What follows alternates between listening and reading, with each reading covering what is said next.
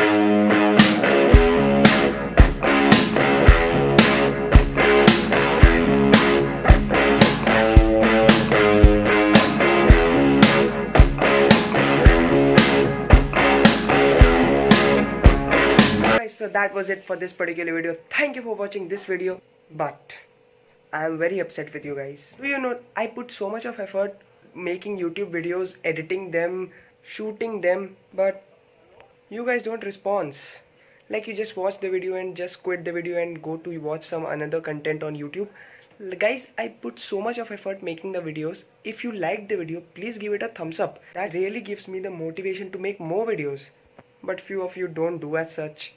That demotivates me, guys. I request you guys, if you enjoyed the video, please give it a thumbs up. And yeah, if you didn't enjoy it, please give it a dislike, okay? And yeah, make sure that you subscribe the channel if you enjoyed watching these kind of contents like customizing and art content. So that was it for this particular video, guys. I hope you enjoy it, and I will see you in the next video, guys. Till then, bye guys, love you all.